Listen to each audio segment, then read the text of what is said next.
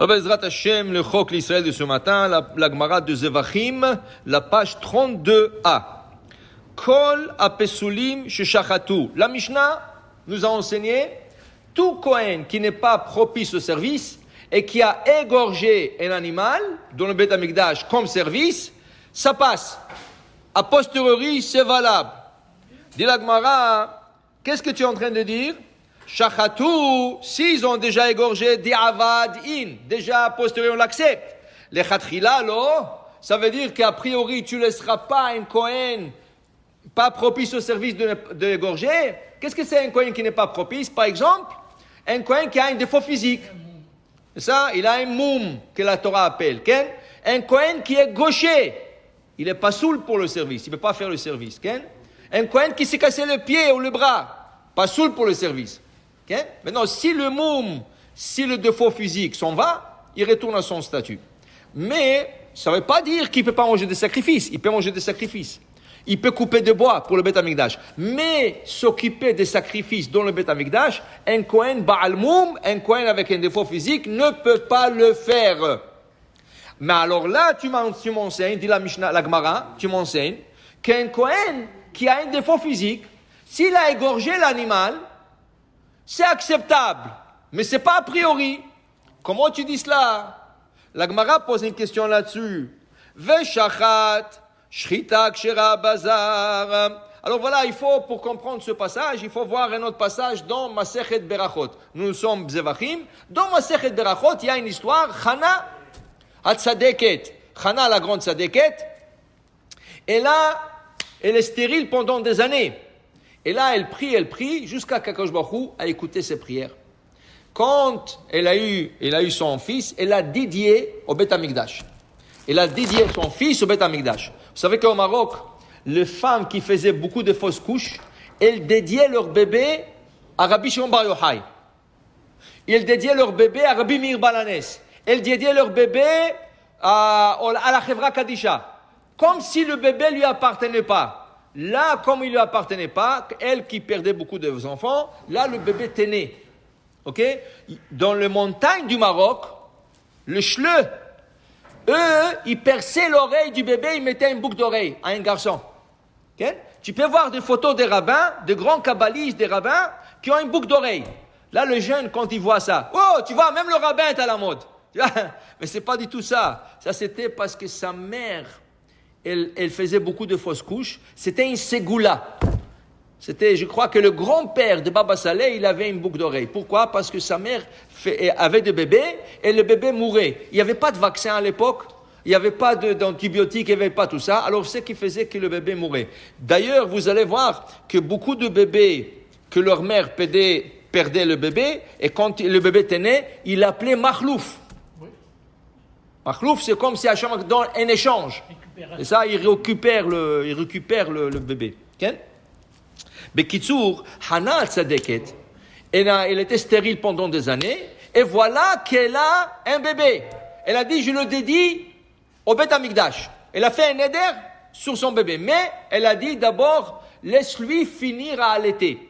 À l'époque du Hana, le bébé allaitait 24 mois, 2 ans. Voilà, le 2 ans s'écoule, et elle emmène le petit, elle emmène Shmuel, qui a eu? Elle a eu Shmuel à Navi. Le prophète Shmuel, le bébé était prophète Shmuel. La Gemara dit qu'il est comparé à Moshe et Aaron ensemble. Ça veut dire que si sur un côté de la balance tu mettais Moshe et Aaron, tu mettais Shmuel dans l'autre, ils étaient égaux. Moshe et Aaron bekohanav ou Shmuel bekoree shemo. Il était tellement grand, mais là il a 2 ans. Il est tout petit, il a 2 ans. C'était un petit enfant de 2 ans.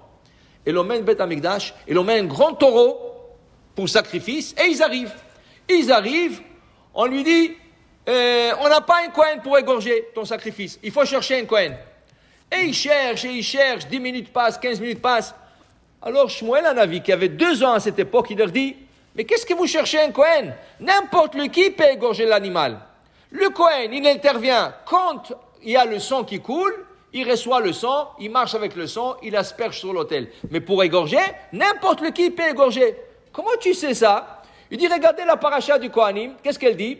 Vekibel Kohen et Adam. Et le Kohen reçoit le sang. Olich la Mizbeach. Et le Kohen le marche avec sur le Mizbeach. Et le Kohen aspergera sur l'autel. Quand tu arrives à la Shechita, c'est écrit Veshachat et Ben Abakar. Veshachat et Ben Abakar. C'est pas écrit le mot Kohen. De là, il a appris à l'âge de 2 ans qu'un Kohen ne s'est pas nécessaire pour égorger. Là, ils ont égorgé le taureau. Ils ont égorgé le taureau. Tout de suite, qui est venu? Le grand Kohen. Eli Cohen, qui était le grand prêtre à cette époque. Il leur a dit, mais comment vous avez égorgé cet animal? Il n'y avait pas un Kohen présent. Il dit, mais on a appris qu'on n'a pas besoin d'un Kohen.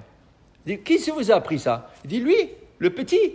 Il dit, qu'est-ce qu'il vous a dit? Et il leur a donné le discours. Il dit, il a raison.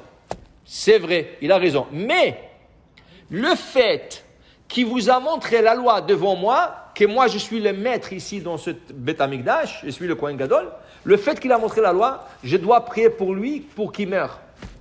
Et sa mère, non, qu'est-ce que ça veut dire ça? Il dit, non, écoute-moi, je vais te prier pour toi. Moi, je prie, c'est lui qui a prié pour Hana, qu'il aura un bébé. Il va mourir celui-là, et moi, je vais prier pour toi pour un autre bébé. Il dit, non. Elana razeit palalti. Amen. Elana razeit palalti. C'est cet enfant que je veux pas un autre. Et là, il a laissé là-bas, il a pardonné, il a laissé là-bas. Alors, la Gemara dit, de tout ça, qu'est-ce que nous apprenons? Que même celui qui n'est pas Kohen peut égorger la bête. Alors, pourquoi tu dis qu'il y a un Kohen avec un défaut physique? S'il a égorgé, c'est acceptable, a posteriori. Non, même a priori. Dit la Gemara, répond la Gemara, Mishum, de Kabael mitne temeim, de lechatchila lo gzera shema ega babasar. Dans la Mishnah, on a mis ensemble le Kohen Baal Moum et le Tamé. Un Kohen qui n'a pas de Moum, mais il est impur.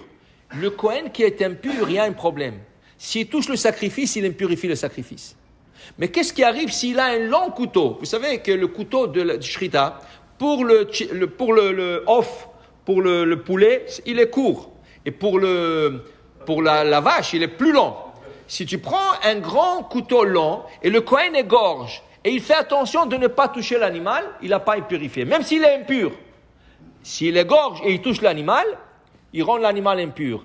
Puisqu'on parlait de tamé, un Kohen tamé, alors on ne voulait pas qu'a priori le tamé égorge pour que peut-être il va toucher et impurifier le sacrifice. On a dit le chatrilalo. Mais là-bas, comme ils étaient juste à poser les deux, le Kohen Tamé avec le Kohen Balmoum, c'est pour ça qu'on a dit le Chatrilalo. Mais en vérité, il y a une distinction entre un Kohen Balmoum et un Kohen Tamé. Le Tamé, a priori non, a posteriori oui, c'est acceptable. Et le Kohen, c'est lui qui a un Moum, même a priori, il peut égorger et abattre un sacrifice. Baruch Adonai Le'olam. Amen ve Amen.